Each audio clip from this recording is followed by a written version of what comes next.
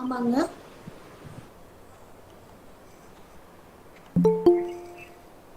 ஆமா, ஸ்ரீராம், மிஸ்டர் ஸ்ரீராம் ஒரு பேருக்கு பார்சல் வரும்ல சார், உங்களுக்கு தெரியுமா? ஸ்ரீராம். அவங்க மிஸ்ஸஸ் தான், அவங்க ஒய்ஃப் தான். நீங்க அவங்க அந்த வீட்லயே கொடுத்துருங்க.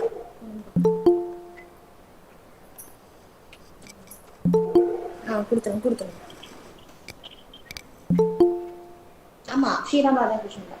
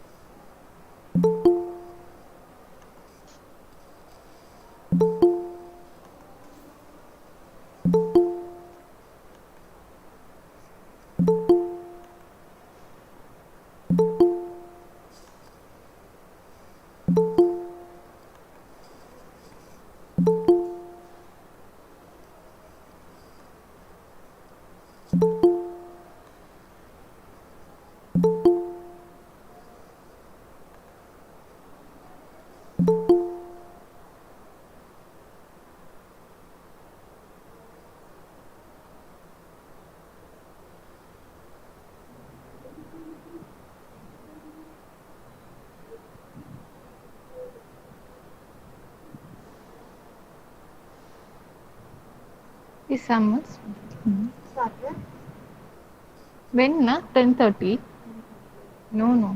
Our college, now. Yeah, college. Still happening, ma'am, because our HOD got changed.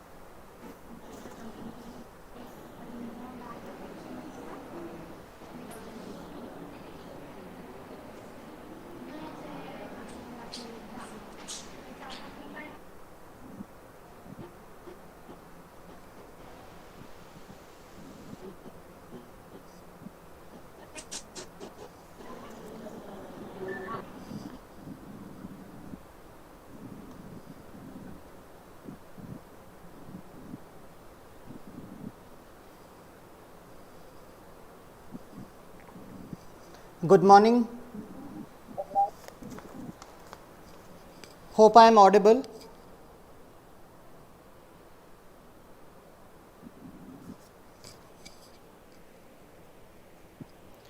Respected teachers, senior faculties, friends, and my dear students, a very good morning to one and all in this August gathering today. Well, I welcome you all on behalf of the organizing team to the first webinar of the mega series being conducted this October. We have had overwhelming response for the webinars with more than 750 registrations, and since Google Meet can accommodate only 250 participants, the webinar shall also be streamed live on our Facebook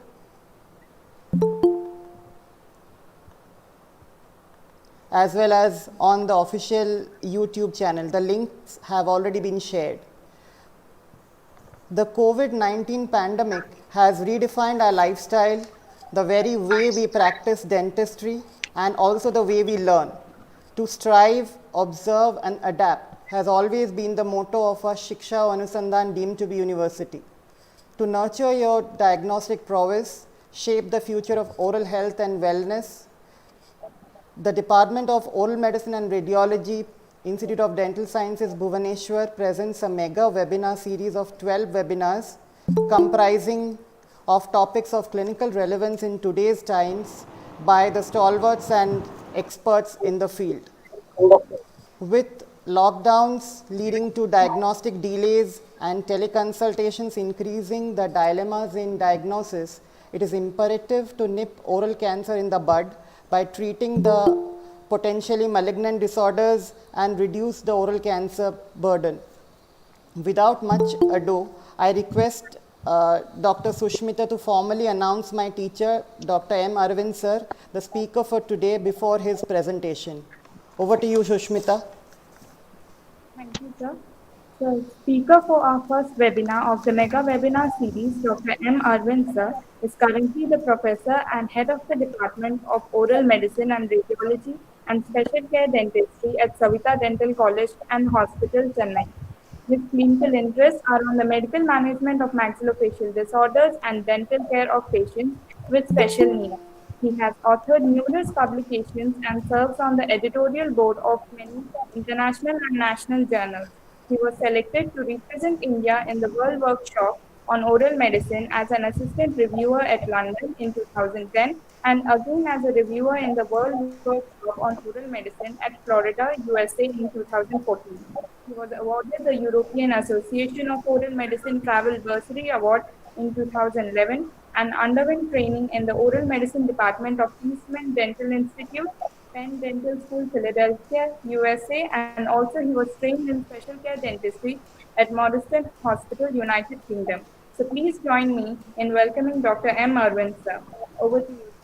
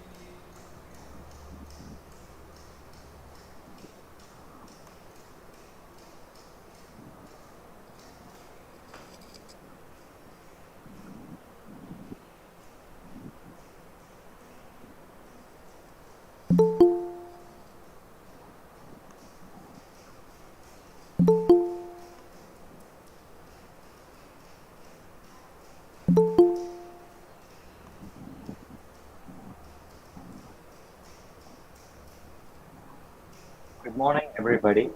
Greetings from Chennai. Am I audible to everyone in the audience? Yes, sir. Hello. Yes, sir. Okay. Are you able to see the screen? Yes, Are you sir. able to see the screen? Yes, sir. Okay. So can I start? Yes, sir. Thank you, Dr. Mishra. Thank you, sir. So first, I thank the organizing committee of the SOS University for arranging this mega webinars series for the month of October.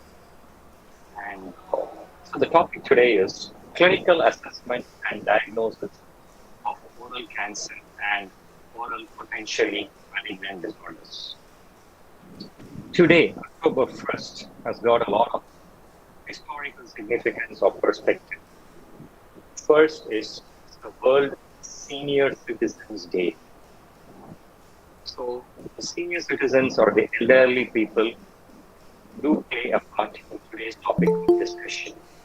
They are prone to the topic what we are going to discuss today. So it's our duty to acknowledge their services to society, take care of them, and see that we prevent them from oral potentially malignant disorders and oral cancer. The second importance of today is October 1st is the birth anniversary of the legendary actor Shivaji Ganeshan. So the entertainment media or the cinema play a major role in helping we, the healthcare professionals, to fight together to treat oral cancer and potentially malignant disorders. So with this brief introduction, I go on to my presentation. This is the latest census which has been released by the IARC, which is the International Agency of Research in Cancer, which talks about the statistics or the epidemiological data of the prevalence of oral cancer. The latest census was released for 2018. So per year, there are about 354,000 cases of exclusive intraoral cancer. And it comes within the top 10 cancers in each country. But when you combine the oral cancer with the oropharyngeal cancer, the amount rises to almost 4,54,000. And out of which, the global death per year is around 2,30,000 cases because of oropharyngeal cancer. And out of this huge amount, India alone contributes to more than 1 lakh cases per year to the global statistic pool. So what do we need to prevent this number from increasing? As you see in the graph, the areas marked in orange are the areas of socio-economic countries where the incidence and prevalence of oral potentially malignant disorder and cancer is more. In Southeast Asia, the Indian subcontinent, India, Pakistan, Sri Lanka, Guinea, Maldives, and then countries of South America, Brazil, Uruguay, part of France, the African continent, highly prone for oral cancer. And the next bar diagram shows the age standardized incidence of oral cancer involving the lip and the oral cavity in the high risk country. And out of statistical interest, if they ask you which country has got the highest prevalence or incidence rate of oral cancer, first is Taiwan, followed by Papua New Guinea. And if you look at India, it's somewhere middle of the graph. 15 to 17 or 19 cases per 100,000 population is the incidence rate. This is a schematic representation taken from WHO, which shows the various sites in the oral cavity or in the oropharyngeal region, which are with oral cancer. If there is quite a few bit of postgraduates in this audience, I would like to introduce the concept of ICD classification or International Classification of Diseases. Instead of just saying cancer.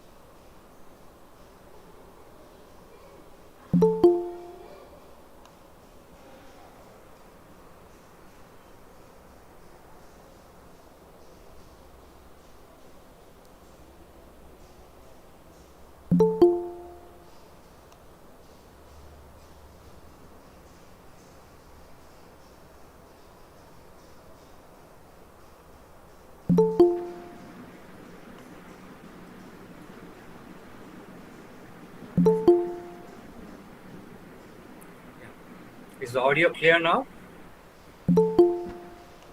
Yes, Yes, sir. Okay. Sorry for the delay. Yeah.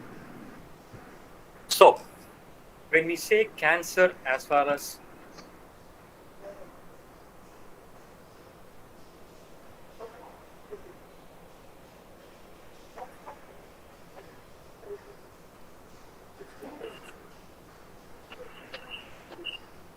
the cancer, when we mean cancer, as far as dentistry is concerned, we mean mouth cancer.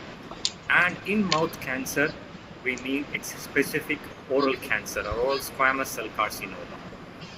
So to prevent an oral cancer, you need a lot of public awareness and public involvement, professional involvement. We dentists, either specialists or general dental practitioners, need to attend a lot of continuing professional development program to update ourselves on the diagnostic aids and the preventive aids, start of our large-scale preventive measures like tobacco cessation, reduction in alcohol consumption, diagnosis, and referral. So today I'm going to concentrate on this important aspect of diagnosis and referral to curtail the spread of oral potentially malignant disorders and oral cancer. And once you do a diagnosis and referral, the care and the aftercare management we are going to initiate. With a lot of advances in science and technology where research is going on at a molecular level or a genetical level or the era of personalized medicine, days are not far where the exact precision whether an individual can have a malignant transformation of a cancer will be detected and a treatment initiated. So day is not far when we're going to reach that stage. But as of now, the gold standard or the most effective way of diagnosing and preventing is a chair-side clinical diagnosis, which each one of us need to know, and it's going to serve you a lifetime in your profession. This is just one slide to brush up your basics on the risk factors of oral cancer. Topping the list is tobacco. 80% of the, or 74 to 75% of a patient or persons who have oral cancer, they have a positive history of tobacco usage, either chewing or in the form of smoking. And out of which 80% of males have tobacco positive habit, and about 64% of females have a positive tobacco habit. Smoking has got an increased risk compared to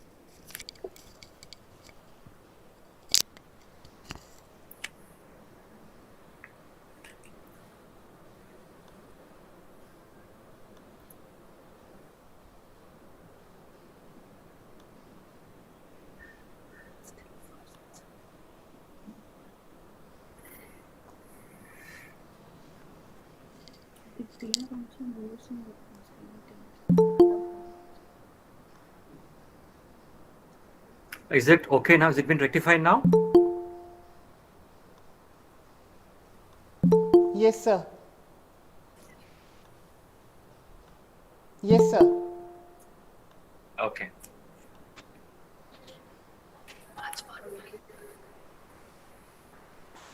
Is it clear now? Yes. Okay. So again, sorry for the interruption.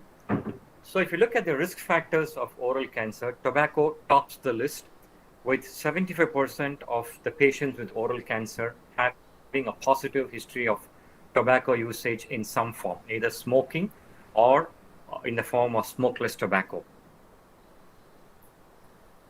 Next is alcohol.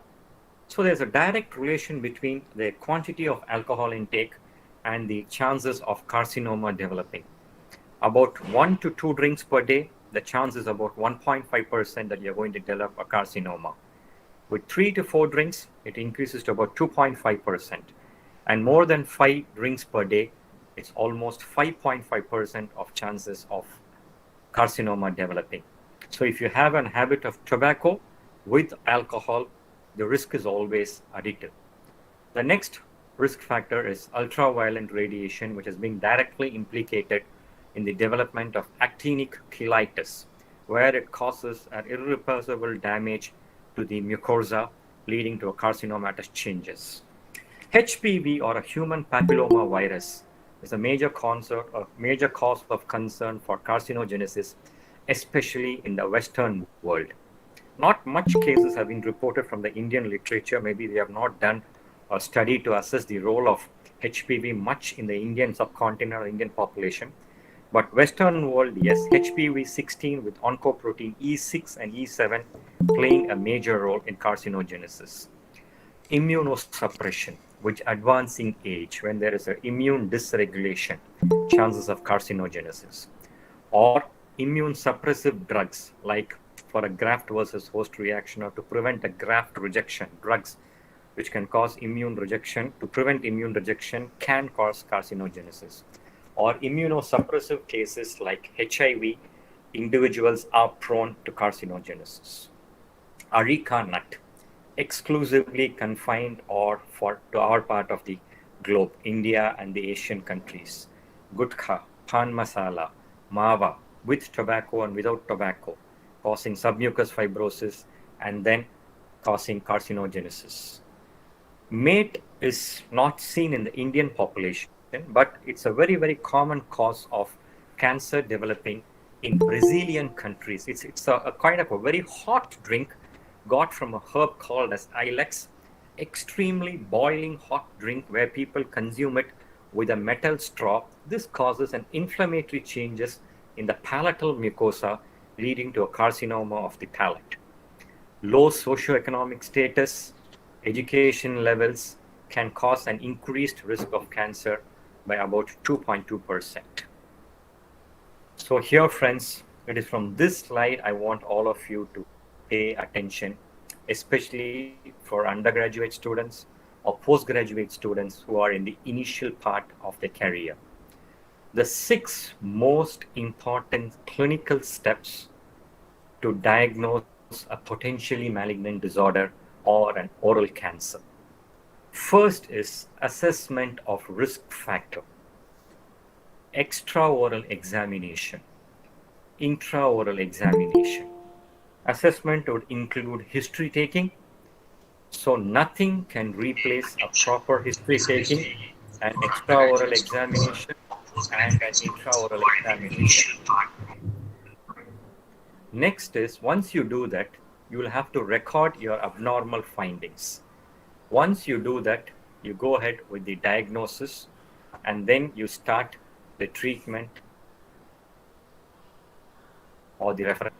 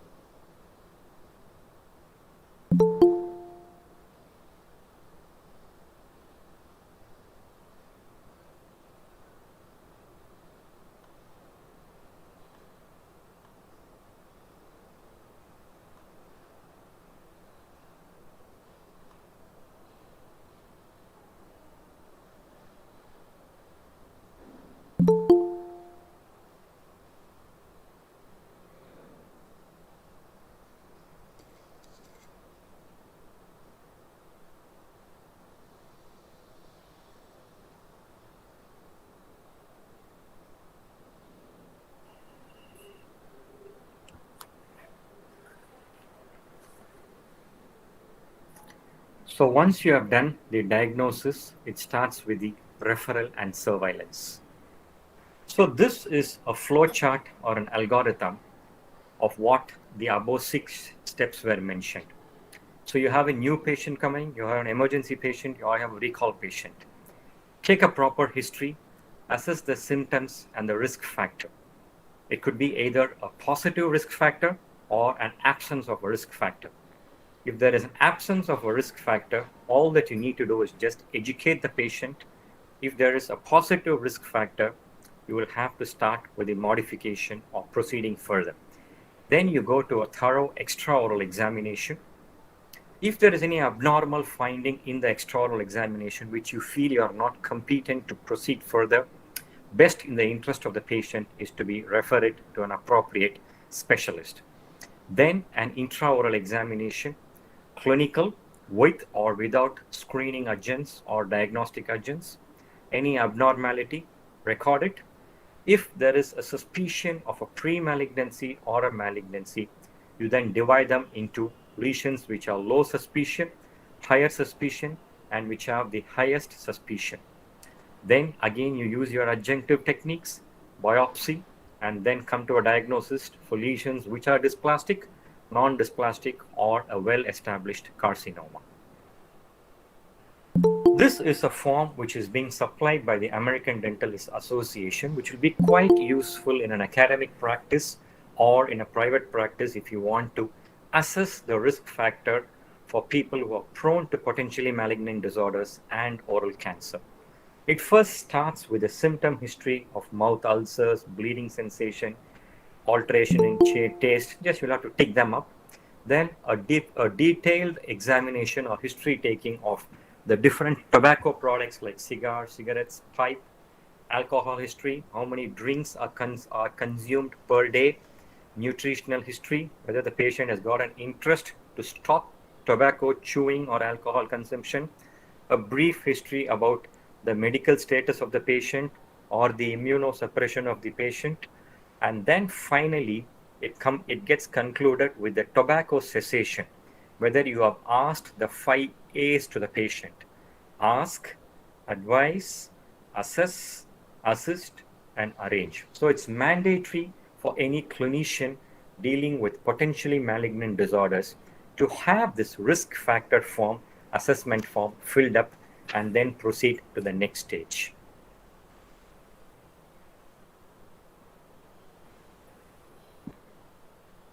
Is it audible to everybody? Am I continuing? Are you able to see the screen? Yes, sir. Yes, sir. Okay, now which slide are you seeing? Is it the extra-oral examination, yes, or the risk assessment form? Extra-oral examination. Extra-oral examination. Yeah. Fine. So once you have done the risk, any problem, just stop me immediately. Suppose the screen is not visible or my voice is not audible, kindly stop me immediately or just give me an indication. So the extra-oral examination, if you get trained in less than 2 or 3 minutes, you would be able to complete the extra-oral examination. It first starts with the thyroid gland. Locate the bilobed thyroid gland in relation to the thyroid cartilage or the cricoid cartilage. The first thing you need to do is palpate the thyroid cartilage, then go down inferiorly, palpate the cricoid cartilage till the isthmus. This is your sternocleidomastoid muscle. Palpate the thyroid gland bilaterally by a slight reflection of the sternocleidomastoid muscle. Mandatory, you get a lot of information when you do a tracheal tug or a tracheal pulling. Just move the trachea bilaterally on either side. You will see or you will feel a mild grating sound which confirms a normal trachea or no pathology in the tracheal region. And then finally palpate the suprasternal notch. This is what you need to do in your extra-oral palpation. Then palpate the lymph nodes. It's divided into a collar group of lymph nodes, which then drain into the descending chain of lymph nodes. The mastoid, the occipital, the parotid. So first palpate the preauricular or the parotid, then the postauricular or the occipital node, then the sternocleidomastoid muscle. Palpate for the posterior triangle, the supraclavicular nodes.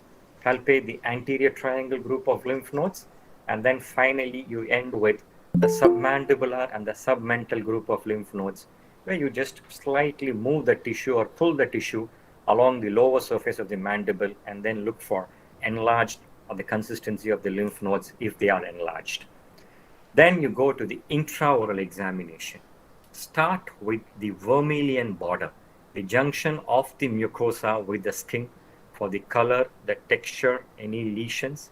Then reflect the lower lip for the lower labial mucosa, the labial gingiva. Palpate for the consistency of the labial mucosa for any bumps or swelling. Similarly, the upper labial mucosa, upper lips, the upper gingiva, the buccal mucosa for any growth, ulceration, the sense in that orifice. Have a gauze or a cotton. Pull the tongue, hold it firmly.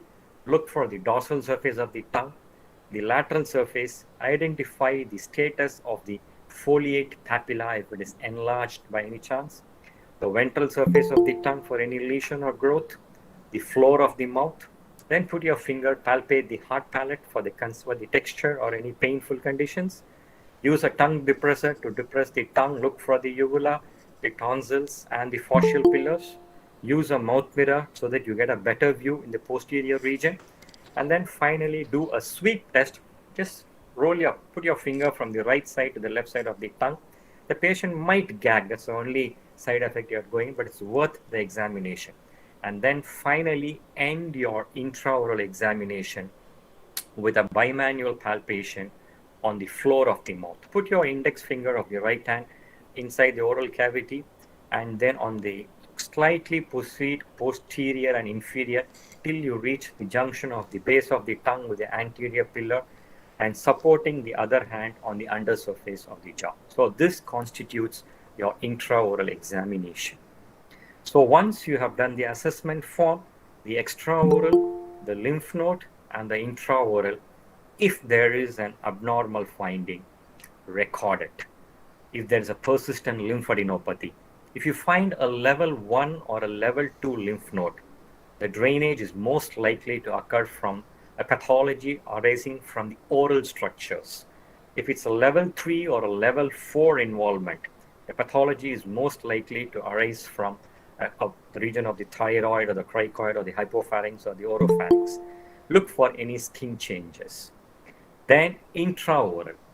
If there is an abnormal finding intraorally, it would be useful or a more robust manner is to grade the intraoral abnormal finding as a low degree of suspicious lesions, higher degree of suspicious lesions, and the highest degree of suspicious lesions. What they are, I will explain to you down the lane or down the slides, but at this moment I would stop introducing these three terminologies: low, higher, and highest. So coming to our part, diagnosis. Again, friends and students, nothing can replace a clinical diagnosis. 2 eyes, 2 hands, 2 ears, and a mind to think, you would hit 95% of the diagnosis right. Only the remaining 5% you need to use your other investigative techniques to confirm your diagnosis. Eyes are always your microscope, which would never fail you. There is availability of adjunctive aids, pathological aids, and recent genetic aids like ploidy studies to assess your clinical diagnosis, but nothing can replace your clinical examination. Once you do a diagnosis, if you're competent enough or if you have the adequate training, start treating the patient. But if you feel that a little bit of more expertise is required, so the only people who have trained to do this job for you is oral medicine specialist, and only oral medicine specialist. So kindly do not hesitate to transfer or refer your case to the oral medicine consultant. So let's go the clinical diagnostic points or tips for oral potentially malignant disorders. This group of disorders has got the maximum nomenclature as far as I know in dentistry. New names keep cropping very often. First, it was epithelial precursor lesion, or any lesion where there is a change which can undergo or has got the chance of undergoing a malignant transformation. Next, it was called as precancerous lesions and precancerous conditions. These two terminologies are very, very common in a viva question for both an undergraduate examination as well as in a postgraduate examination. So a precancerous lesion means a morphologically altered tissue or a cell which has definitely an increased chance or risk of turning into malignancy. Whereas precancerous conditions means a more generalized state with an increased risk of malignant transformation. Both convey the same meaning. So then why do they want to have two terminologies as precancerous lesions and precancerous conditions? So a lesion means where there is a clinically evident change or a lesion, carcinoma develops from the same site. For example, you have a white patch or a leukoplakia on a tongue or a buccal mucosa. Exactly in the white patch where there was a lesion, you will have a carcinoma. So there's a precancerous lesion. A precancerous condition is a more generalized state. For example, a submucous fibrosis. The whole oral cavity has got changes, a leathery mucosa, a vertical band, but in any one area, there will be a malignant change. So that's a precancerous condition. There are about 4 precancerous lesions, a chronic non-healing ulcer, a leukoplakia and erythroplexia, and conditions like submucous fibrosis, syphilitic glossitis, Plummer-Vinson syndrome. Then they found out that it is not necessary or mandatory that the so-called all the precancerous lesions and precancerous conditions will definitely undergo a malignant change. So not all lesions undergo it. It's a very a small or a moderate amount of population of lesions and conditions which undergo a malignant transformation.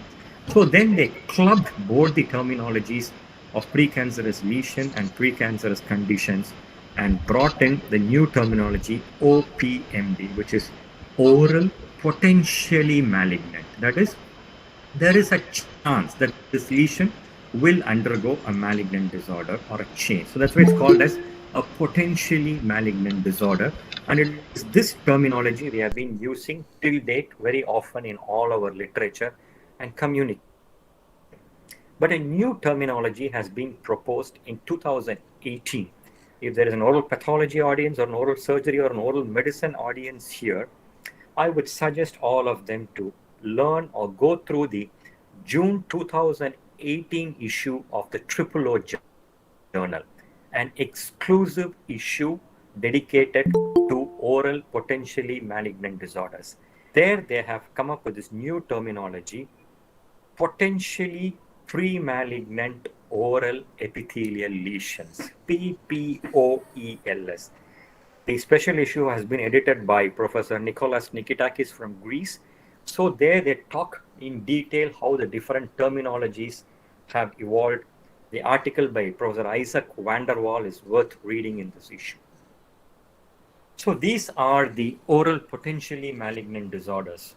Leukoplakia topping the chart, erythroplakia, erythroleukoplakia, proliferative verrucous leukoplakia, oral submucous fibrosis, a smoker's palate, Lichen planus, lupus, and disc keratosis congenita, just for an academic completion's sake. Leukoplakia, again a term or the definition which has undergone a lot of changes since the last 4 decades or 5 decades. The first definition of leukoplakia started way back in 1978, given by the World Health Organization.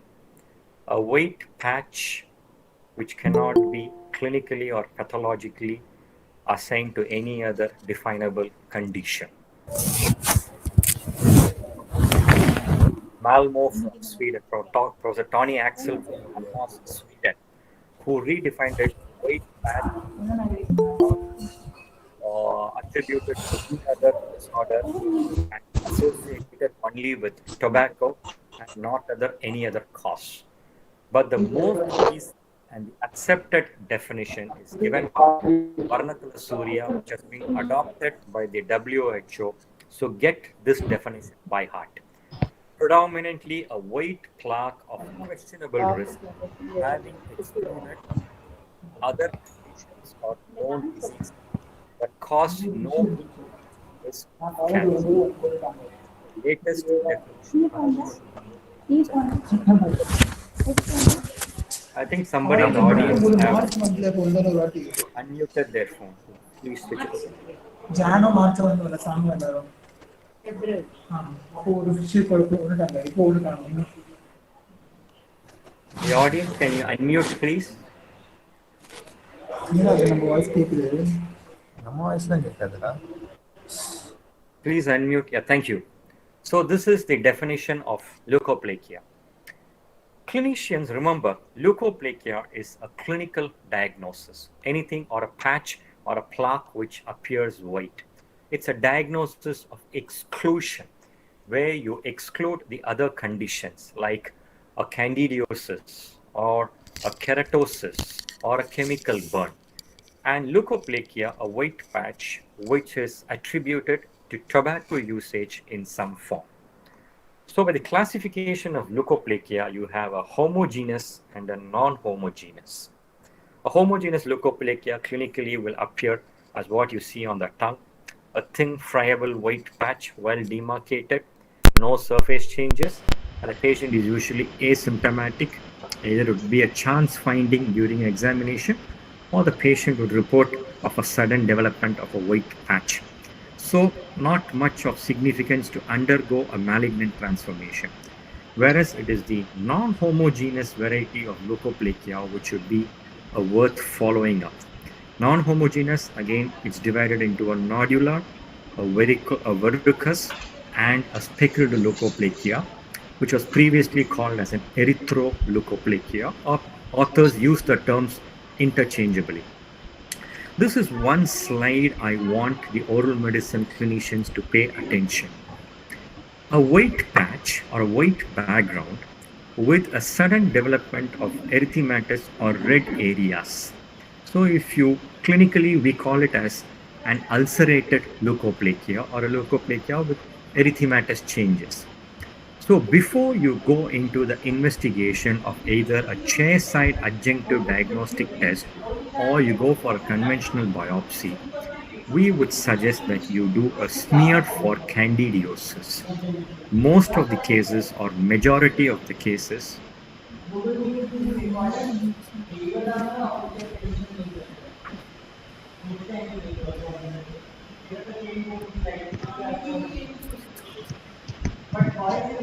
so majority of the cases are positive for candida in this erythematous patch. So take a swab, establish the presence of candida. 90% of the cases, it will be positive for a superadded candidal infection. Treat the patient with a topical antifungal. The erythematous patch will definitely resolve in about a couple of weeks. Then you go for your adjunctive diagnostic test or a biopsy. Because you're going to do a biopsy at this stage, the results might get altered. So look out for a white patch with an erythematous background to rule out a superadded candidal infection. This is again an erythematous leukoplakia. Here you find a sort of a nodular leukoplakia, a patch which was homogeneous. You have tiny excursions or outgrowths or nodular in appearance with a cracked appearance. Again, a typical nodular leukoplakia on the lateral aspect of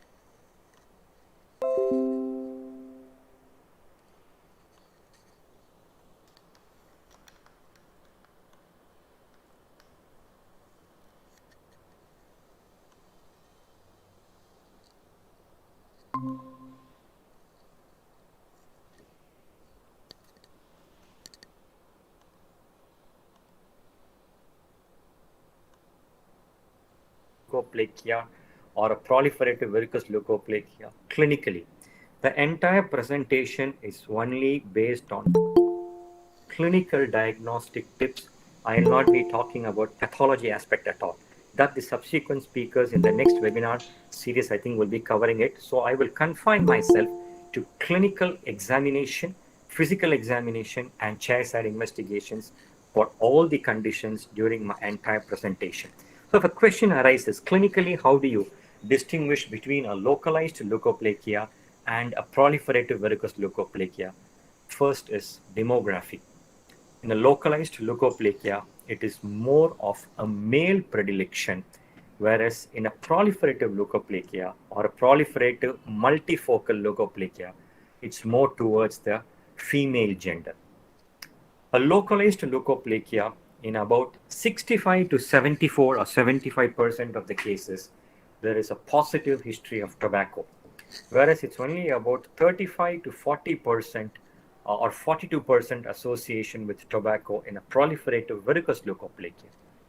Distribution. A typical localized leukoplakia is at one site, whereas this is at multiple sites, commonly the gingiva, the alveolar mucosa, and the palate. Histopathology, it's more of dysplastic features in a localized leukoplakia. About 65 to 75 or 80% of dysplastic changes in a localized leukoplakia. Whereas in a PVL, it's only about 10 to 25% of dysplastic. You have more of verrucous hyperplasia, or you have a frank, well-established carcinoma or an oral squamous cell carcinoma or a carcinoma in situ when you do a HP examination. Again, it's only about 10 to 15% transformation of malignancy in a localized leukoplakia, whereas it is a 65 to 100%, an alarming rate of malignant transformation in a proliferative verrucous leukoplakia.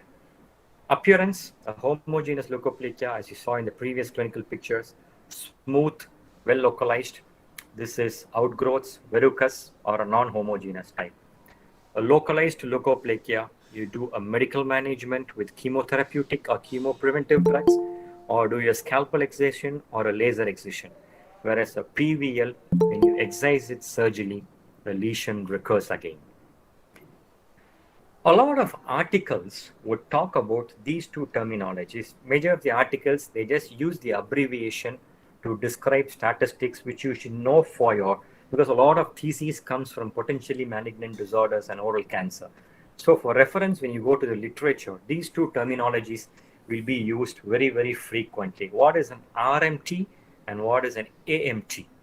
The percentage of cases transforming to cancer for the whole follow-up period as an accumulative figure is your RMT, and your annual malignant transformation rate is your AMT, the percentage of cases that transform into cancer per year per observed cases during the follow-up period. So when you combine these two, this is the recent statistics published in 2019 by Varnakula Surya et al. From the collecting the samples or the data from the entire globe. It varies from 0.13% of leukoplakia undergoing a malignant transformation to 34.9% of leukoplakia cases undergoing malignant transformation. We should be happy that this 0.13% is from India, a center in Gujarat, whereas this 34.9% is from Belfast in UK. So the next two slides is to share our Savita Dental College research experience. This research was carried out by my professor, mentor, and my teacher, Professor Nyansundaram sir. This is the longest, I think, research in Indian statistical data, I think. We did a 12-year research. Sir did it, of which we were a part of the team under his leadership.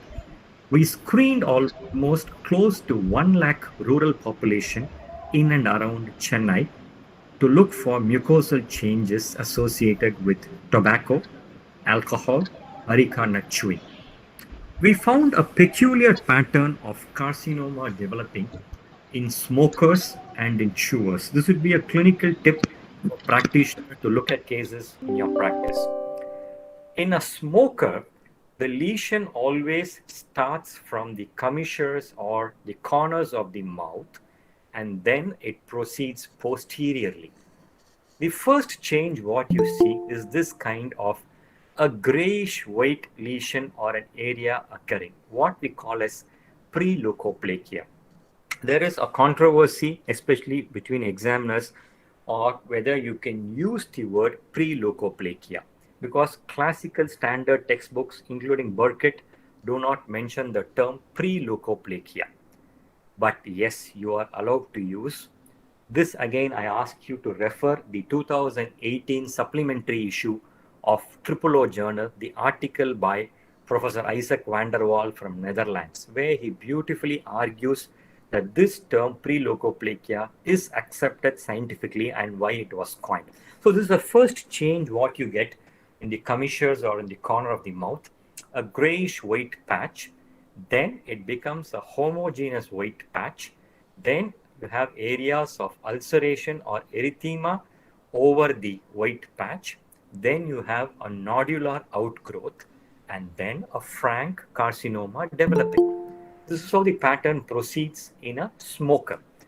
Whereas if it's a chewer, as you see in the next slide, the lesion or the change is confined exclusively to the site where the person keeps the quid or the tobacco or the betel nut.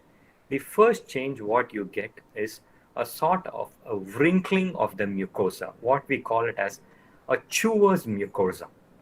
Then over the chewer's mucosa or the wrinkled mucosa, you get a homogeneous white patch, erythema, nodular, and then a frank carcinoma. So this is the pattern you are getting it. Am I audible to everybody? Is the slide continuing? Can I proceed? Yes, sir. Dr. Krishna? Yeah, okay, thank you. So this is the change you observe in a smoker and in a chewer, what we saw, and Sir has published this in his report. So this is an algorithm for people who wanted a step-by-step or an algorithm to determine what the risk factors for malignant transformation. You broadly divide it into patient characteristics and lesion. Excuse me, sir. Yeah. We are not able to see the slide. Now has it come? No, sir. Someone else is presenting. Priyanka Behra's slide. Someone has clicked as present. Oh, I'm sorry. Has it been rectified now? Sir, no. No. I think by mistake, Dr. Priyanka Behra is sharing her screen too. She need to stop it. And Dr. Indra is connected with another device. That device, you need to click on the pin that device so that we can see the screen.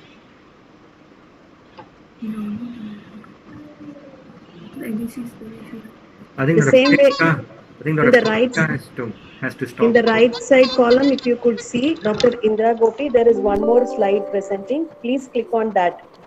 Your other device. Maybe you have connected two devices, I guess. Yeah, I'm checking it out.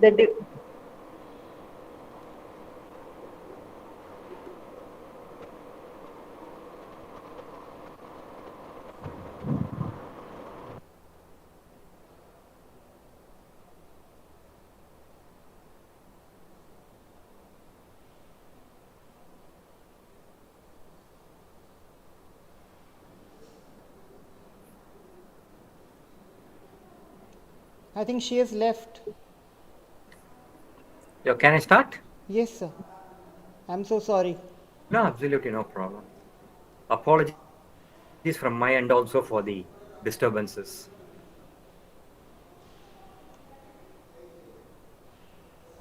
Yeah, is it clear now? Are you able to see the screen? Yes, sir. Okay. Okay. So this is an algorithm for the predictive risk factors for malignant transformation. The center blue column is the increased risk. Female compared more to males. If there is histological presence of dysplasia, yes, more chances. Age, more than 60 years, more prone for a malignant transformation. So that's why I started with a tribute to the senior citizens, we need to focus on this group. A lesion of less than 5 years duration with dysplasia, a female if it's a non-smoker, and a dysplastic lesion occurring in the lateral border of the tongue or the danger areas, more chances.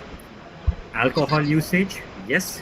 The size of the lesion, chronic use of alcohol-based mouthwashes, and a previous history of head and neck cancer with ploidy study or aneuploidy study with a co-added candidal infection in the specimen are increased risk factors for malignant transformation. So these are the clinical tips of what could be a clinical marker to suspect or to guess or have a prognosis of a possible malignant transformation and act fast. The site or the phenotypic appearance of the lesion. Less chances if it's a homogeneous type, but the moment you see surface changes like erythema, ulceration, or an induration or a proliferation, more chances of a malignant transformation. Site of the lesion. There are certain areas called the suicidal areas or the danger areas of the oral cavity. The ventral surface of the tongue, the lateral borders of the tongue, the floor of the mouth. More than 75 to 95% of chances of malignancy occurring if a non-homogeneous leukoplakia occurs in these anatomical sites. Size of the lesion. Classically, literature says that any lesion which is more than 200 millimeters squared has got a 5.5% more chance of undergoing a malignant transformation.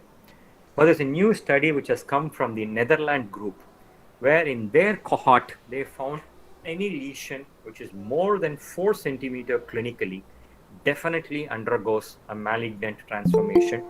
This varies from site to site or region to region, but the cutoff point would be about 200 millimeters squared of size.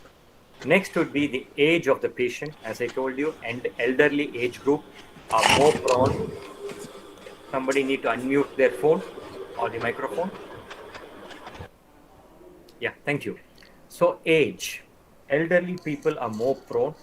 The reason is an elderly individual is exposed to the habit for a longer duration, and as his age advances, there's automatically a compromise of the immune system or an immune dysregulation, which further can facilitate a carcinogenesis or make the risk factors to become or prone to undergo or induce a malignant transformation. The duration of the potentially malignant lesion and the gender, as I talked to you, females are more prone, especially if it's a proliferative verrucous leukoplakia. The next potentially malignant disorders is erythroplakia, rare when compared to leukoplakia. Again, as the definition goes, a fiery red patch which cannot be clinically or pathologically assigned as any other definable lesion. The lateral surface of the tongue, the ventral surface of the tongue are very, very common. And if it's an erythroleukoplakia, it's almost a 90 to 95% chances of a malignant transformation, especially if it occurs in the dorsal surface of the tongue, as you see in this picture. So with this leukoplakia and erythroplakia being the most junk of the potential malignant disorders, the next 2 or 3 slides, I will stop my clinical examination tips and go to the clinical adjunctive diagnostic techniques, which is available or which you can use in your common day-to-day practice, which should be an aid to substantiate your clinical diagnosis. First, I want students to know what they mean by a diagnostic adjunctive technique. The word is not diagnostic technique. So friends, it's diagnostic adjunctive techniques. So diagnostic adjunctive technique or an aid is that which is applied to a clinically identified or established abnormal lesion, which should help the clinician to assess or to confirm his clinical diagnosis and proceed further.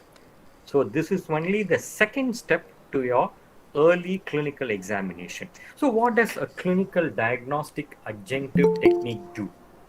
It improves the clinical care, especially if a technique is simple and used in a private dental practitioner or a fresh passed out graduate looks at a suspicious lesion. He uses a diagnostic text and he finds some clinically, he has found something abnormal. And the diagnostic technique also yields an abnormal result. So if he is competent, he can proceed fast early, or he could transfer it to an oral medicine consultant for further care. The diagnostic test should have a high performance rate.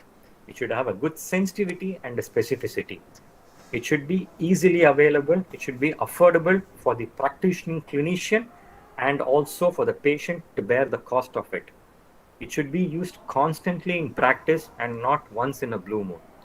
The diagnostic technique should be as non-invasive as possible and should have a high patient compliance.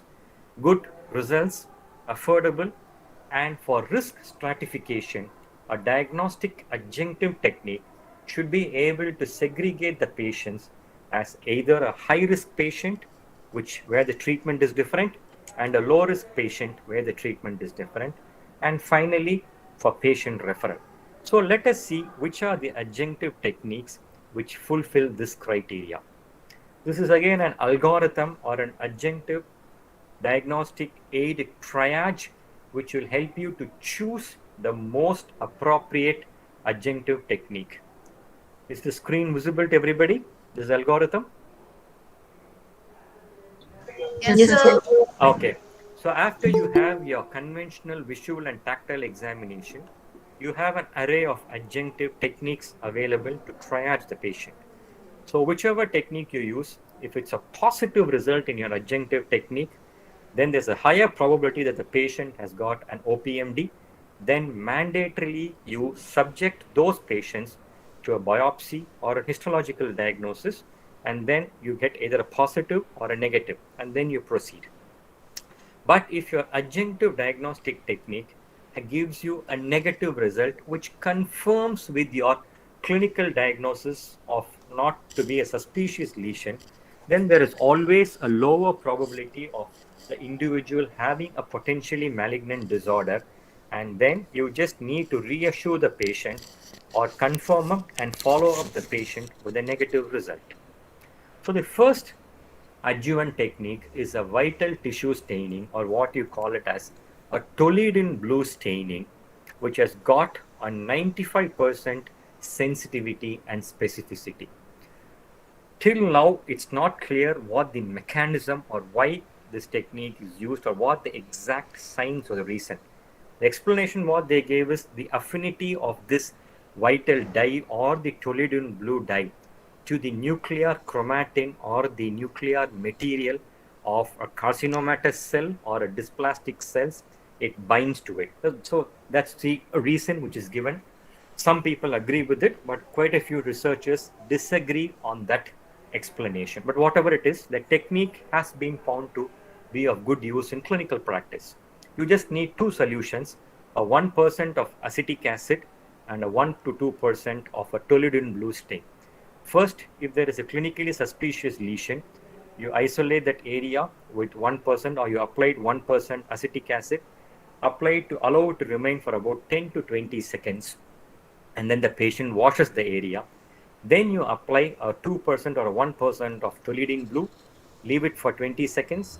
The patient rinses with water for 10 to 20 seconds, and then you do one more time application of 1% acetic acid, wash it, and then look for the lesion. So if it's a potentially malignant cell or a carcinomatous cell, then this will take up the blue staining. The intensity of the blue staining varies. Either it's a light blue, or if it's a highly dysplastic lesion, then it's a deep blue staining, which would warranty a biopsy. So what is the use of a vital tissue staining? A vital tissue staining is first to serve as a guide for the clinician to exactly where to put his scalpel or I knife cannot see the for slide. biopsy. You cannot see the slide? No.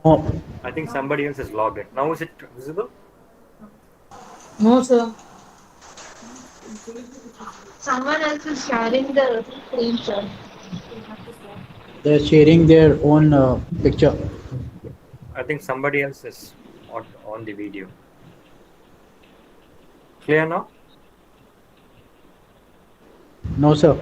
I think Dr. Frostica, they are sharing the screen, so they have to stop sharing the screen. Dr. Patro is sharing the screen.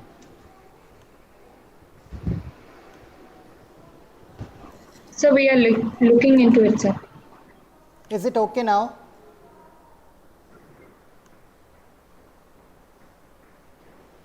No.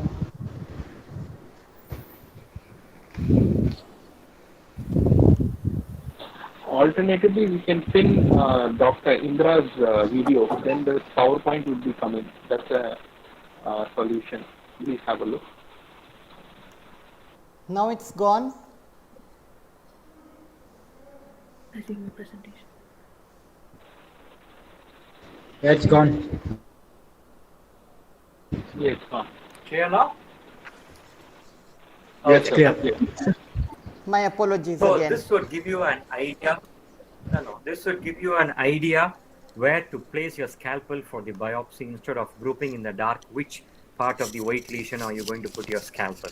The second use of a vital staining is for the surgeon to decide on the margins of this tissue or the specimen to be resected during the surgery.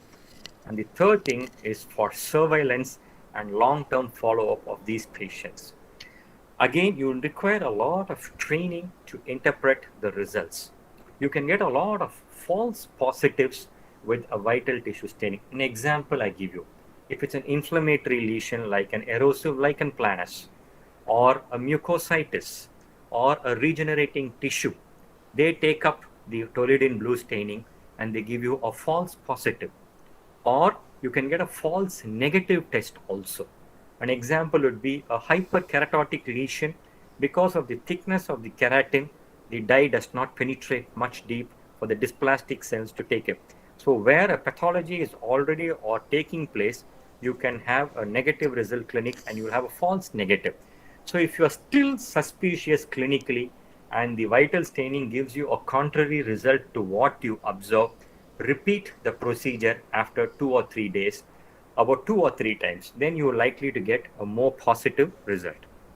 For example, the photo what you see here on the lateral border of the tongue.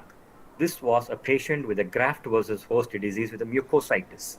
It was a false positive because an inflammatory reaction takes place. This is a leukedema. Again, a false positive. The whole mucosa is stained. Whereas this is a leukoplakic patch, a wide area of distribution, Lugol's iodine stain. It exactly marks 2 or 3 areas where there is likelihood of a dysplastic change taking place, and the surgeon would just put his scalpel over here. So this is the principle and the shortcomings and the advantages and disadvantages of a vital tissue staining or a Toledone blue staining. Some people use a Lugol's iodine. I have no experience with that, but that they say that it stains the glycogen of the cell or the tissue, but hardly used by researchers or practitioners worldwide. So the second common chairside investigation is what is your Whale scope, which is your visually enhancing lesion or based on the principle of tissue autofluorescence. It's a handheld instrument which emits a violet blue light in the range of about 450 to 500 nanometer. There are specific cells or molecules in the tissue called as naturally occurring fluorophores, both in the epithelium and in the connective tissue, like your FAD molecule or your NADH molecule. So they have the principle of autofluorescence. So this enables the clinician to look at the fluorescence pattern emitted from the tissues in a dark background. Usually the screening for a Whale scope or an autofluorescence, the lights should be switched off. It should be a dark background, and then you look for the presence of the emission of the fluorescence, or if it's a dysplastic lesion, you would see an absence of or the loss of tissue fluorescence, which would be a guide. For example, you have a lesion on the palate, which proved out to be a carcinoma in situ. It was positive. Here again, you have an erythroleukoplakia, which proved out with a loss of autofluorescence, which is confirmed by biopsy. Here on the palate, you have a pigmented lesion, and that again took up the stain, and there was a lot of autofluorescence. This is a melanoma. So here is where you get a false negative test. So again, this requires a lot of clinical experience by the clinician who uses this kind of a tissue autofluorescence to delineate or demarcate what is a false positive and what is a false negative. And as a practical tip, when you're examining our population, make sure that the patient's oral hygiene is to an acceptable level. Ask him to brush his teeth, use a mouthwash, so any food particle or debris or a biofilm over the mucosal surface can mask the actual presentation, especially if it's a chewer, a pan masala chewer or a gutka chewer. So those tobacco stains or the quid stains could superimpose on the mucosa and your results can get modified. So remove all those external sources or agents. So these are the commonly used clinical adjuvant aids, your vital staining and your autofluorescence. The others, just for academic surface, I have no experience in this again. Tissue reflectance, or what is called as chemiluminescence, is mainly used for the cervical neoplasia assessment, and where a white light is reflected, and then you assess the change. Narrowband imaging is what the Japanese cohort are using to a great extent. Again, it is primarily used for a gastrointestinal carcinoma assessment, where you have two lights of different wavelengths to look at the superficial blood vessels and the deeper blood vessels and the associated mucosal changes. Very, very costly, and the Japanese, a few centers in Japan are using it. The other is your confocal microscopy, which can penetrate to a depth of 200 micrometers into the epithelium to look for changes. A lot of centers, especially in the US, use this technique of oral brush biopsy or exfoliative cytology. They say that the results are as comparable as a conventional scalpel-based biopsy, but no, it is not as comparable to the golden standard of your conventional histopathological examination. But here it's worth knowing it. It's pretty cheap to perform it. The results are certain extent acceptable, which should serve as a guide to go for a biopsy or not. So here what we do, you have a micro brush or a mini brush with spicules or with tufts on it. You just apply it on the lesion which is clinically suspicious. Give a gentle pressure till you induce a pinpoint bleeding. Then take it out, transfer the contents onto a slide. You stain it and you send it to a laboratory where they have a specialized microscope, a computer-assisted microscope, to look and assess the pattern of the cells and whether they are normal or whether they are morphologically altered cells or dysplastic cells. And the result is always given in 4 terminologies. A positive, that means that the cells are altered, dysplasia or carcinoma. You need to do a biopsy to confirm it. Atypical, chances, it's a borderline. Some cells have dysplastic, or some cells are atypical, and some cells are normal or not atypical. Again, requires a biopsy. Negative, which means the cells are normal. There is no need for any further investigation. The patient can be reassured and followed up. If the report comes as inadequate, it means the sample what you have sent is not enough for the computer to scan or assess. You need to repeat your brush biopsy.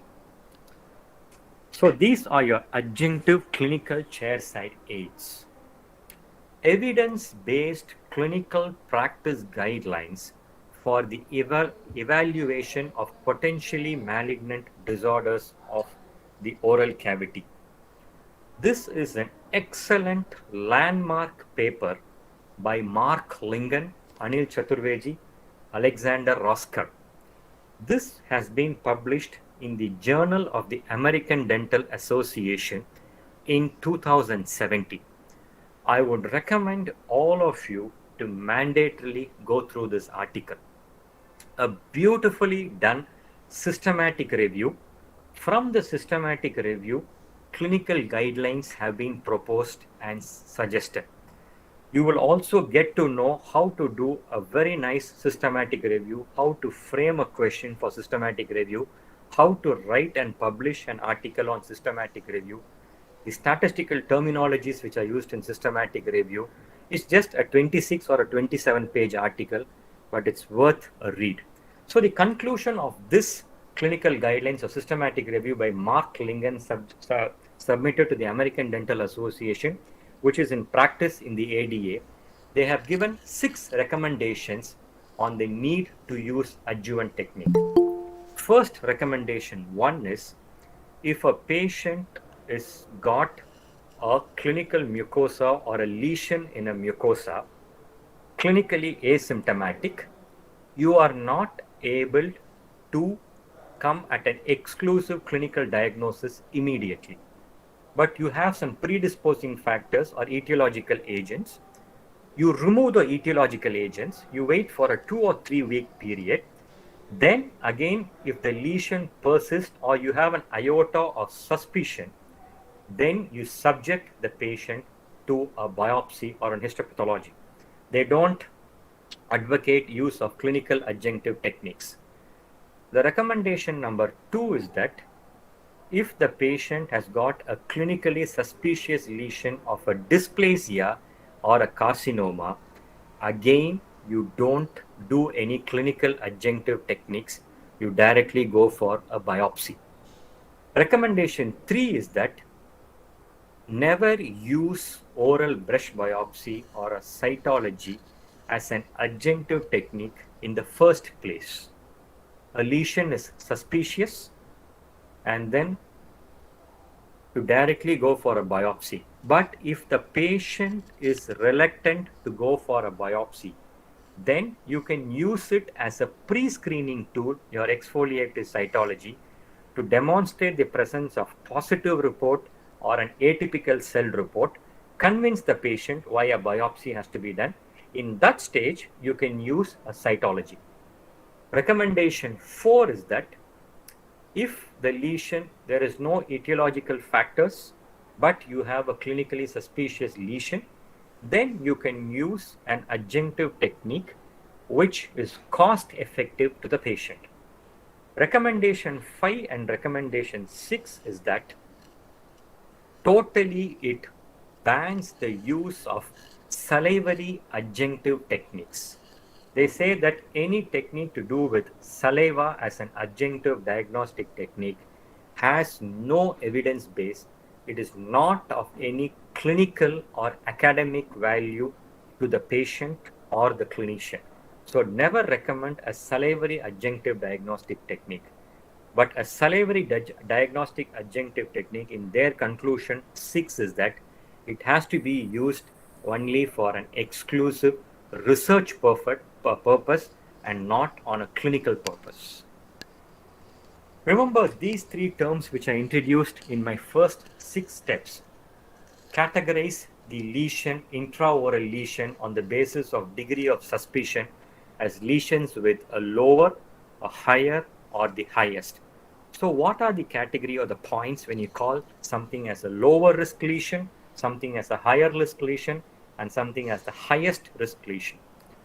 A lower degree of suspicion, absolutely normal extraoral examination. Intraorally, if it's persistent, a patch, a leukoplakia, less than 2 centimeters for more than 3 weeks, absolutely in soft consistency, and the tissue is non-friable. It's only optional to use an adjuvant technique, not mandatory. The tissue autofluorescence does not show any loss of reflectance. There is no binding of the vital stain dye to the mucosa.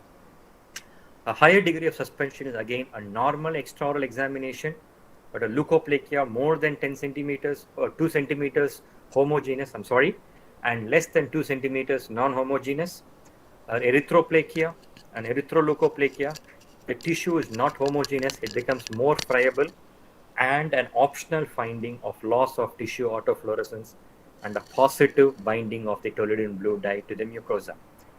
The highest degree is almost, we are looking at a frank carcinoma, indurated growth, exophytic, associated with dysphagia, a sudden tooth mobility, all the features which would ring an alarm bell. And in this case, there is no need to go for any other adjuvant technique.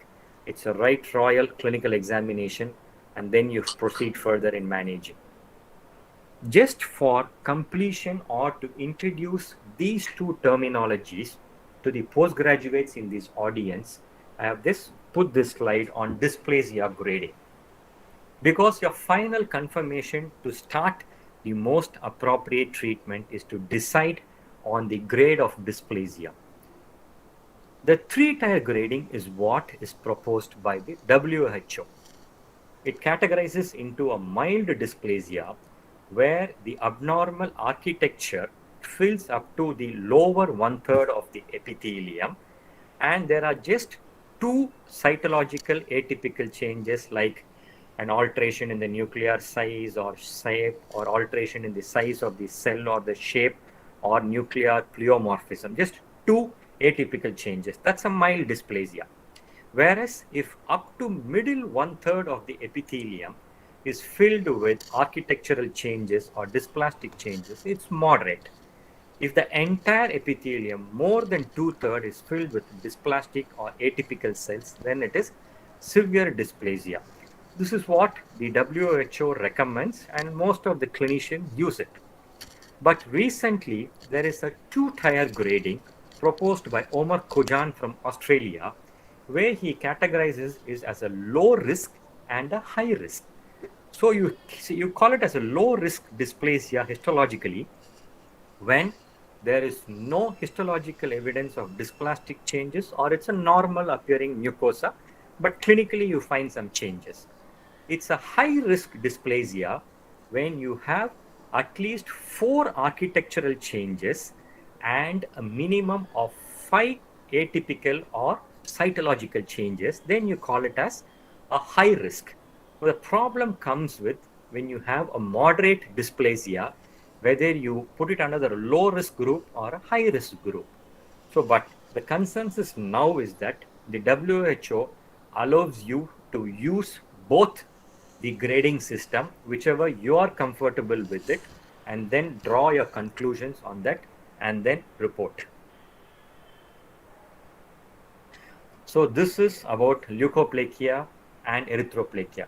The next common thing is what we see in our population but not seen much in the Western population is submucous fibrosis, a chronic insidious disease of the oral mucosa characterized by a pale blanched mucosa with vertical fibrotic bands in the buccal mucosa, horizontal fibrotic bands in the lower labial mucosa with progressive inability to open the mouth, protrude the tongue, and intolerance to hot, spicy food associated with juxtaepithelial inflammatory changes in the lamina propria. Never forget this definition, even in your sleep.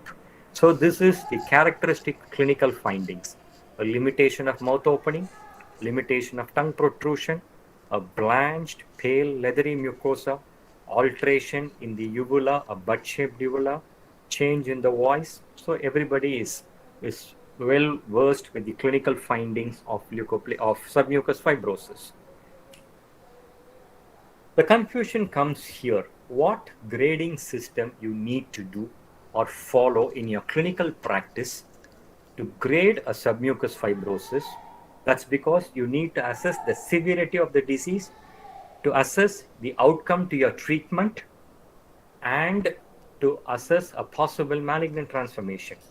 A lot of people have given either an exclusive clinical grading or a histological grading, but again the credit goes to pioneer Dr. Saman Varnaklasurya from King's College, who in 2010 or 2007 he proposed it, combining the clinical and the histological grading, and this was approved by the oral medicine community in the World Workshop of Oral Medicine in 2010 in London, and this is being followed in most of the European centers, and this is what we follow in Savita also. A grade 1.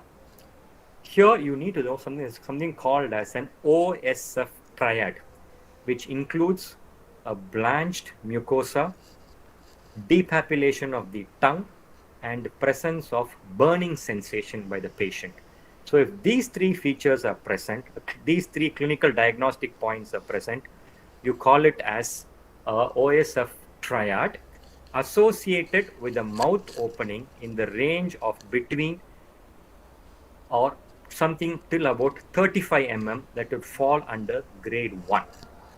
Grade 2 is that you have the Osf triad and the mouth opening is between 20 to 25 mm or 2 to 3.5 35 mm or 3.5 centimeters.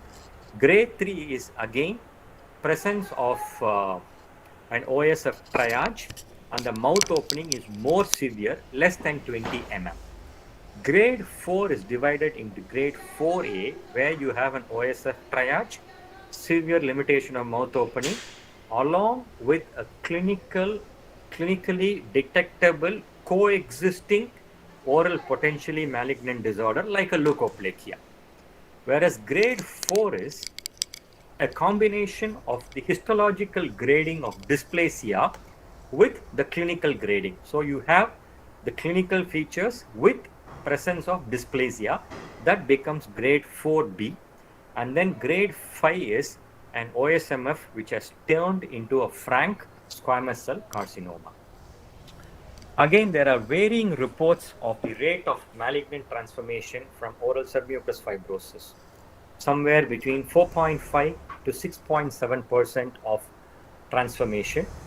A submucous fibrosis turning into malignancy is more common in males than in females, and again amongst people in the lower socio-economic status with a poor nutrition. If somebody wants to do a research on submucous fibrosis, this would be one area of interest. Recent articles have shown an NQO1 and a C6019 gene polymorphism, which is very, very strongly indicated in submucous fibrosis. This would be mostly a PhD topic if some people wants to pursue on it. Another clinical finding or a clinical tip is that majority of the cases, a malignancy in a submucous fibrosis usually starts in the retromolar region. That's the commonest site. So one practical tip or clinical tip what I can give to the practitioners and the students here is that if you look at a grade 3 or a grade 4A submucous fibrosis, and then you look at the teeth, if the third molar is not erupted, if the third molar is erupted but more buccoverted or placed buccovertedly, I would suggest that you go ahead and extract the tooth either yourself or with the surgeon, because a buccoverted tooth chronically irritates the mucosa which is already fibrosed and epithelial which is compromised of vascularity. So it induces more traumatic change to an already injury prone mucosa, and chances of carcinoma developing faster is there. So try and extract the buccoverted third molar. If you see in any of your advanced cases, there are chances, because we have seen quite a few cases, that the patient's mouth opening increases, and that is the area which is most erythematous also clinically. When you remove that, the trauma is removed, the epithelium heals quite satisfactorily in those areas. The patient feels much comfortable. It's a practical tip, but there is no literature for me to support this statement of mine. Next, we go to oral lichen planus, a chronic inflammatory disease of the skin and the mucosa. Researchers have tried to classify oral lichen planus in many forms, but still there is no uniform consensus on how to classify, because each classification has got its advantages and disadvantages. But by convention of a clinical, we divide it into an oral lichen planus, an oral lichenoid contact lesion, an oral lichenoid drug lesion, and an oral lichenoid lesion which occurs in patients with a chronic, with a graft versus host disease, the mucositis which occurs. So this is a typical reticular radiating white line or striae with a Wyckham striae. So lichen planus is divided clinically into a reticular, a papular, an annular, an atrophic, an ulcerative, an erosive, a bullous, and a pigmented lichen planus.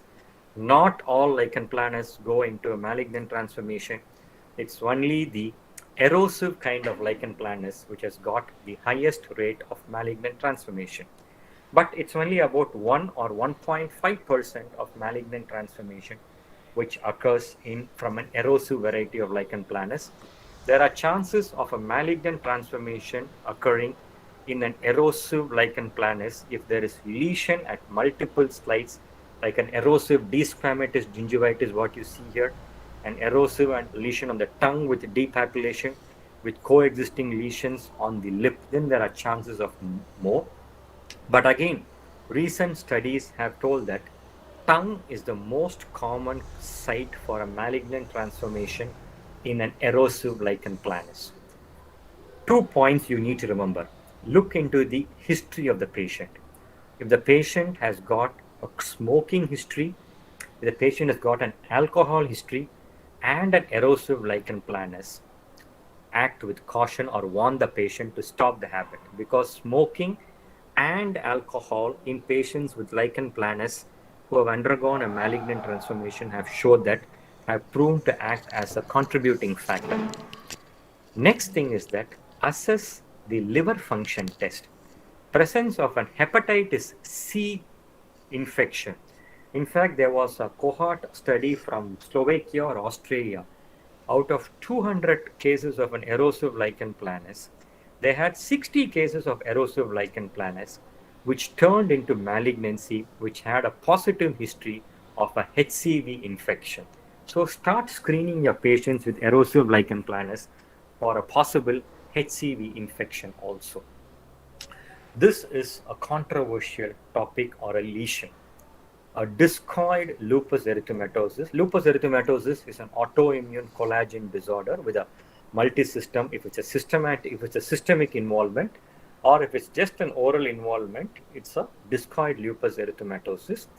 In discoid lupus erythematosus, you have the typical lesion, the case what we saw and treated in Savita a few years back. You have a lichenoid lesion. This is the characteristic presentation of a discoid lupus erythematosus lichenoid lesion. Palate is the most common site, followed by the lips and then the buccal mucosa. You have a central area of erythema or redness surrounding white striae, which mimics a lichen planus, and the whole thing encompassed by a grayish or a telangiectasia lesion, a typical 3-layered lesion which is characteristic of a DLE. You just treat it with chloroquine or systemic steroids, the lesion heals. And this is the second lesion what we treated exactly about 7-8 months back, a discoid lupus erythematosus. But these patients over a 7-year or an 8-year period have got a chance of undergoing a malignant transformation or a carcinoma occurring in the previous site of treated lesion. That's because there is an underlying pathology of immune dysregulation or autoimmune disorder which causes changes in the immune response and a possible malignancy occurring. So that's why a lichenoid-like lesion of a discoid lupus erythematosus has been included under the potentially malignant variety. Actinic cheilitis, very common amongst farmers or fishermen on exposure to sunlight. The lower lip is typically allowed or involved more in female population. If you have this characteristic flaking or scales which mandatorily has to be present in the lesion, then that breaks up with ulceration and then there is a malignant transformation. This is again one case what we saw and we published in the British Medical Journal a few years back, a carcinoma developing from an actinic cheilitis. But if it's diagnosed in an early stage, it can be very well treated with habit modification, topical fluorouracil, topical vitamin A. It can be treated very, very satisfactorily. Stomatitis, smoker's palate, again common seen amongst population in the Andhra belt who have the habit of a reverse smoking where the fiery end is inside the oral cavity. It typically starts as an enlargement of the minor salivary gland or inflammation of the minor salivary gland ductal orifice, then an area of white patch and erythema, and then a frank carcinoma occurring over the palatal mucosa. A chronic non-healing ulcer is a very common cause of malignancy occurring in our people, but not in the Western literature because of the much better oral hygiene status. So the Western literature doesn't report about a traumatic or a chronic irritation which can predispose to a chronic non-healing ulcer and then a carcinoma. So if you have a mechanical irritation like a sharp tooth or a denture, which irritates and causes an ulcer, you first cause it. You first call it as a traumatic ulcer. You remove the source of trauma. Wait for 21 days or 3 weeks. That's a cutoff period. If it doesn't heal within 3 weeks, then you rename it from a traumatic ulcer to a chronic non-healing ulcer, which definitely warrants a biopsy. So what is the reason or trauma causing a malignant transformation? As you know, a persistent or a long-standing trauma or causes a chronic inflammation. A chronic inflammation releases inflammatory mediators like cytokine, prostaglandin, and a tumor necrosis factor, which in turn stimulates release of free radicals, which causes cellular and molecular changes, and then a carcinoma developing. So this is in brief about the clinical tips of, or the clinical diagnostic tips of oral potentially malignant disorders. So what is the take-home message? Always don't forget the rule. Wherever the rule is, you will have to follow it. Problem occurs only when you break the rules. So what is this acronym or the mnemonic for rule in a potentially malignant disorder? R stands for red. Any lesion which clinically appears red raises the suspicion to go for further referral and management. Any lesion which gets ulcerated adds more to the suspicion. Any lump which occurs suddenly, suspicion. Any lesion which was small initially then expands rapidly to involve the adjacent areas raises a suspicion for further investigation and management or referral. So we have seen with a potentially malignant disorder, then if not diagnosed early, if not treated early, it goes to cancer. So oral cancer, the commonest is oral squamous cell carcinoma. The definition is a malignant neoplasm which arises from dysplastic epithelial cells. Again, Professor Bargan's group from Spain divide oral cancer in an interesting article of theirs into an early stage cancer and an advanced stage cancer clinically. An early stage cancer is a lesion which is less than 2 centimeters with a sort of well demarcated ulcerate erythematous area with minute surface changes, moderate pain from the lesion. Anything which is more than 2 centimeters or above 4 centimeters, the ulcer changing into an exophytic growth, indurated, loss of function, referred pain to the other sides, a sudden loss or mobility of tooth which develops suddenly as an advanced stage. So these are the clinical signs what a clinician or a practitioner need to know that the lesion what he is looking at is possibly a malignant lesion. I'll just give you 2 examples what we saw in Savita in our college in the span of 15 days in the last 2 weeks in the lockdown period. We had this patient, a female patient, who came to us in the month of March, if I'm right, before the lockdown. Then she could not come because of no transportation. She came 10 days back. What we saw in the month of March, the white patch, mildly non-homogeneous. It is not exactly a textbook picture of a homogeneous. The patch remained the same. The patient complained of severe pain radiating to the ear, and a limitation of mouth opening.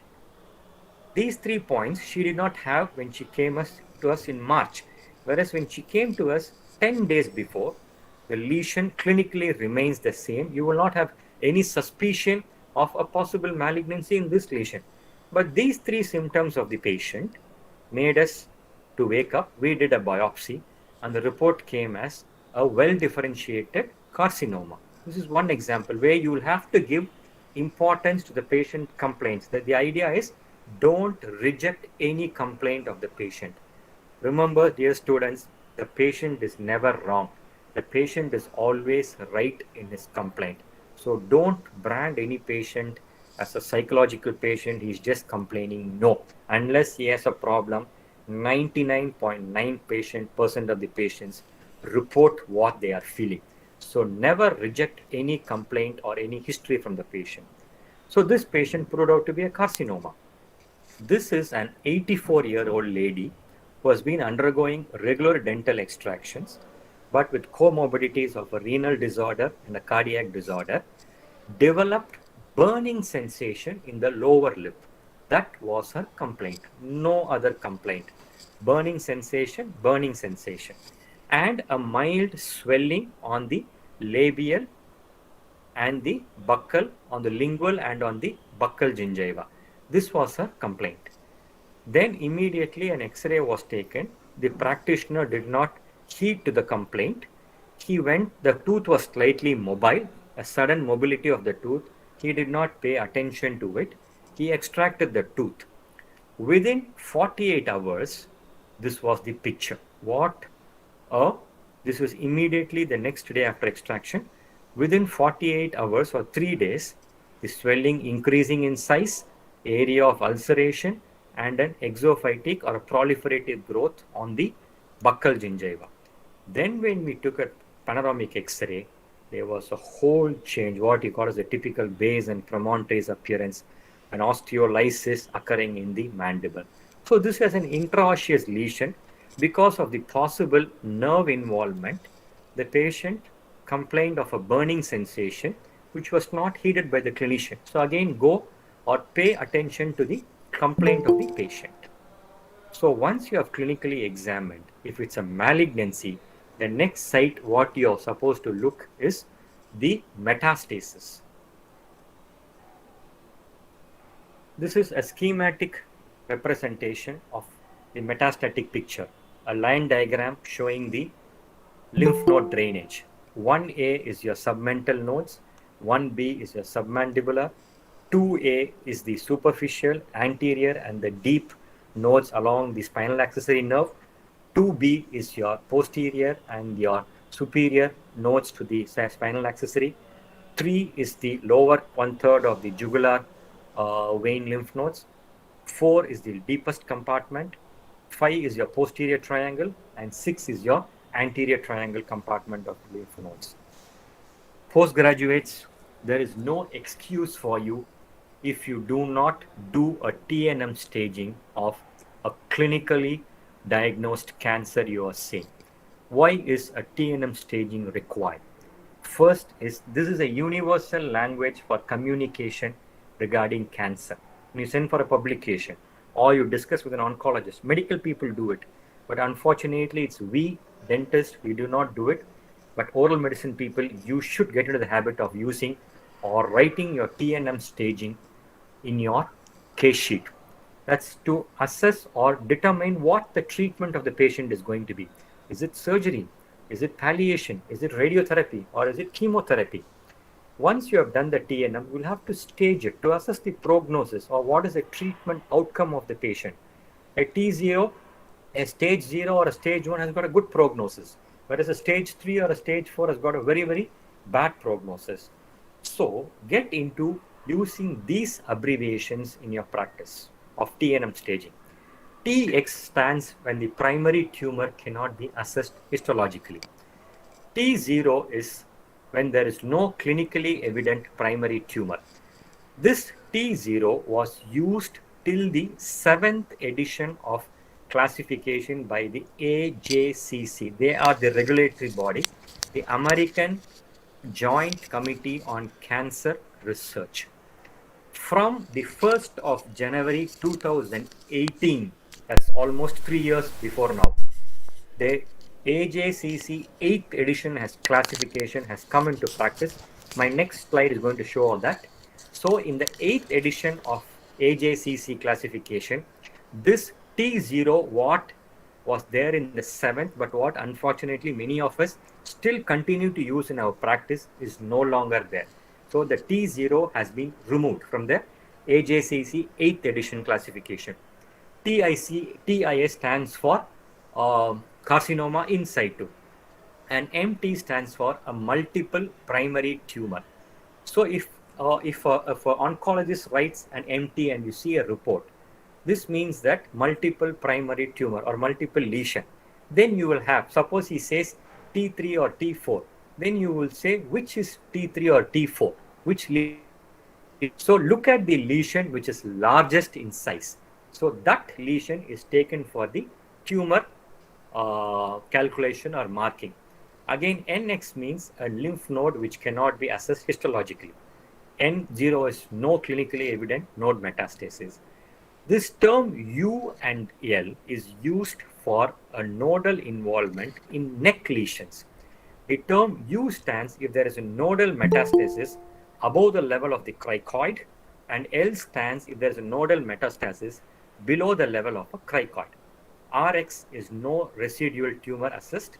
R0 is again a clinically no residual tumor.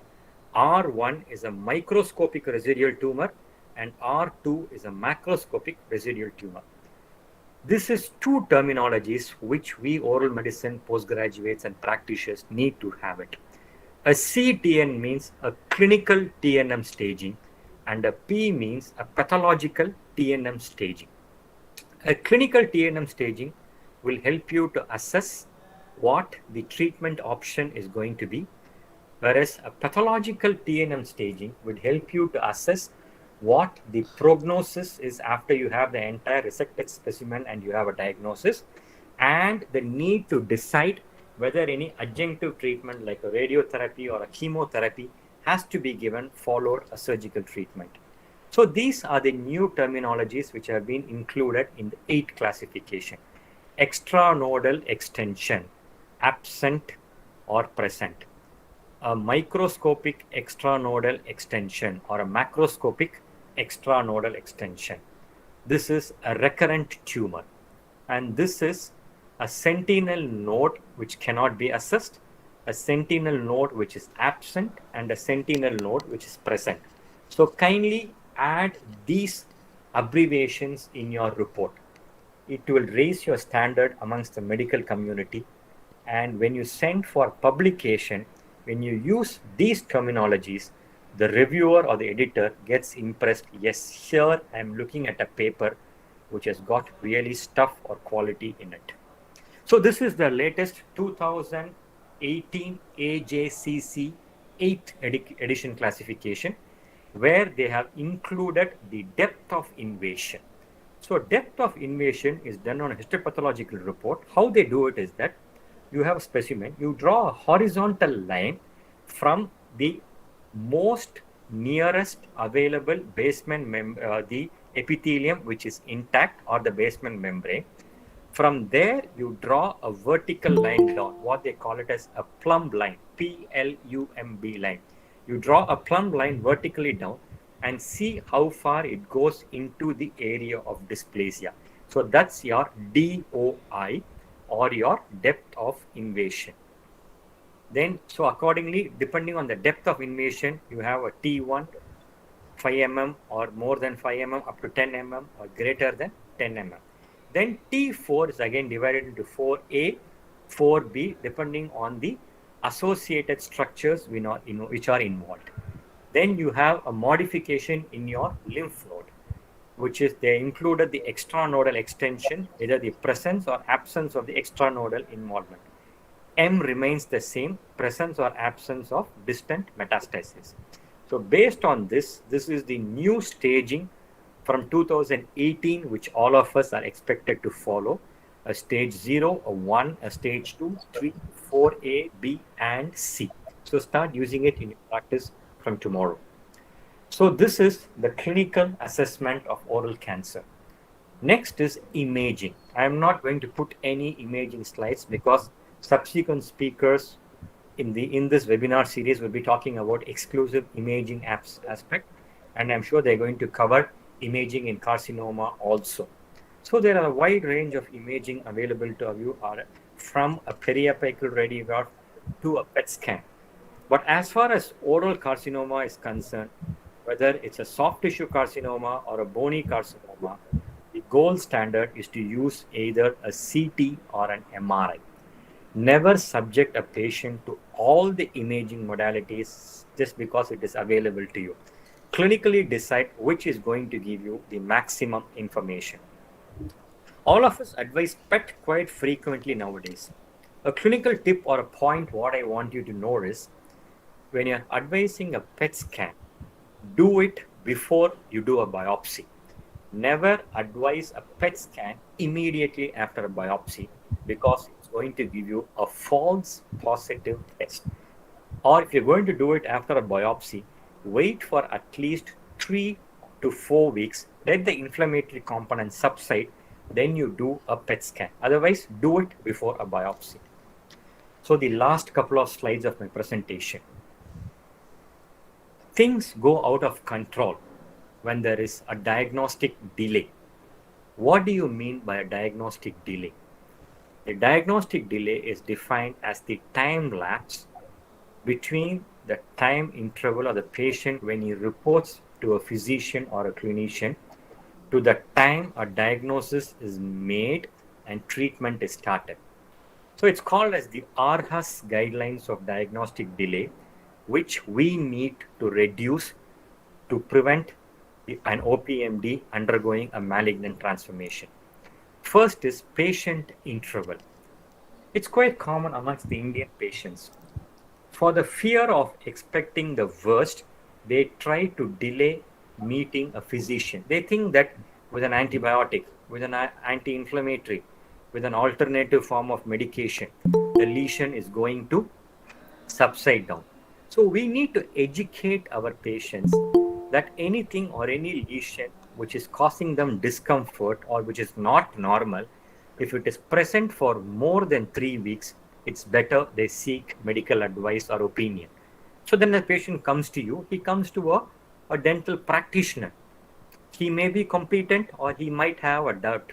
So if he has a doubt, let him not start with an antifungal, with an antibacterial, with all topical ointments available to him, with the idea, his intention is good, that he has a hope that it's going to clear the lesion. But many a times it doesn't happen. It helps in the progress of the lesion. So try to avoid a delay in the primary care level. Then when the patient gets referred to a tertiary hospital or an exclusive oral medicine practice, try to keep the diagnostic adjuvants as minimal as possible and try to do your diagnosis as fast so that you can confirm the diagnosis and reduce the treatment time or start the treatment at the earliest. Oral cancer screening. That is any aid or any program which is applied to a general public who come for an opportunistic for opportunistic screening to assess their lesion. This would help to identify any abnormal changes in a general population. So it has got the advantage of early detection in asymptomatic persons, to detect pre-cancer change or early cancer, to distinguish between the disease and the disease-free, not only diagnostic but early referral. It reduces morbidity, mortality. It reassures patients who have a negative test result. So try to employ oral screening programs as frequently as possible in your institute or in your practice.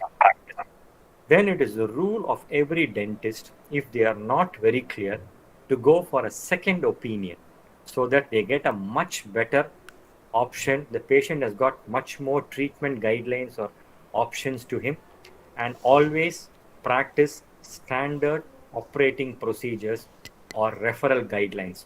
Go to the RULE guidelines when you're dealing with this kind of lesion. To finally conclude, mandatory to diagnose OPMDs and cancer at the earliest, which improves survival. We dentists, we oral medicine experts, we physicians play a pivotal role in community service. This requires competent training at all levels. And to conclude, whatever adjunctive aids are available to you, nothing ever and nothing will replace a conventional oral clinical examination. So thank you all for your patient hearing. Thank you.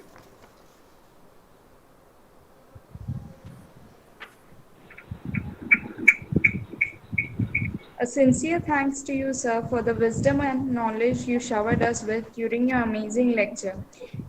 Thank you for the exceptionally stimulating and informative webinar. Thank you so much, sir. Shall we proceed for the question and answer section? Yeah, sure.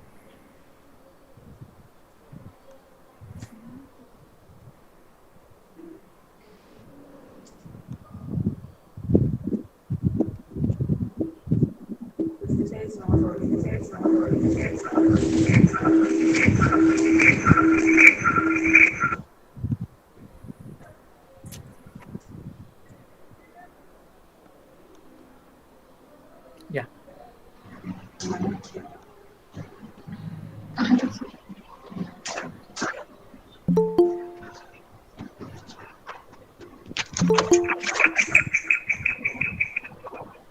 So shall we proceed for the question and answer section?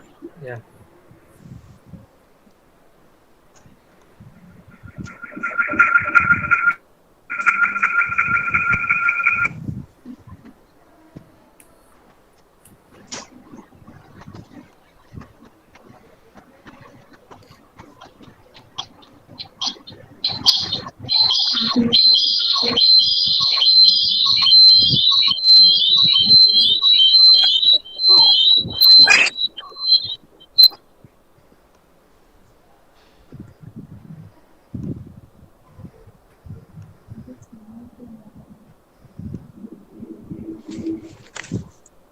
So the first question is, why the rate of malignant transformation reported to be higher in females?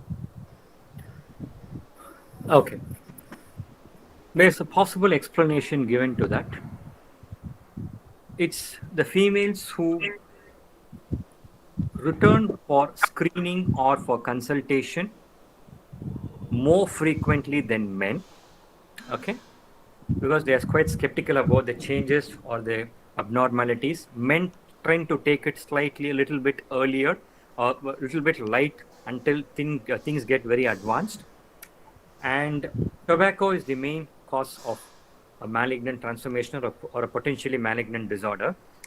If it's going to be a male patient, if you look at the statistics, the comorbidities, a cardiovascular disorder, or any systemic complication is more in a man than in a female. That's what statistics show.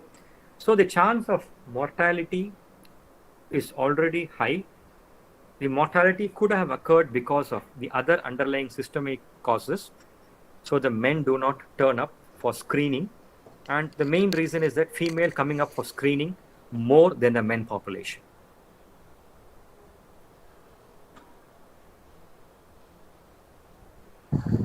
So the second question is, difference between grade 4A and grade 4B grading of OSMF. Grade 4A is just OSMF with a clinically coexisting potentially malignant disorder like Leukoplakia. And grade 4B is an OSF Triad with histological evidence of a dysplasia. Thank you, sir. Next one is, does lymphoscintigraphy have any role in diagnosing N0? Not much as far as literature says. Which would be the best for diagnose lymph node? Nothing like a sentinel node biopsy. And a PET scan also has got a good role to detect nodal metastasis. But if the metastasis or the node involvement is less than 2 mm, again, a PET scan cannot take it up. A lymphoscintigraphy, yes, certain papers prove its efficacy, but there is no good quality RCT done to prove it. So I would suggest a sentinel node biopsy to be a good diagnostic tool. Okay, sir. So the next one is, what's your suggested treatment plan for non-homogeneous leukoplakia cases with severe dysplasia? I would go for a conventional scalpel-based excision and then with good two margins around the lesion for a good histopathological examination or a non-ablative laser excision. So the next one is how to differentiate clinically from homogeneous leukoplakia. In the same site or somewhere in the immediate vicinity, that's called as a second primary tumor. So the next one is, can we use FNAC in diagnosis of oral cancer?